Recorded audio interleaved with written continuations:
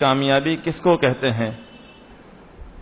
ایک انسان کی عقل، انسان کی سوچ ہے، یہ اپنی عقل اور اپنی سمجھ کے مطابق، اپنی سوچ کے مطابق کامیابی سمجھ رہا ہے، اور ایک وہ کامیابی ہے جس کو اللہ تبارک و تعالی کامیابی کہہ رہے ہیں۔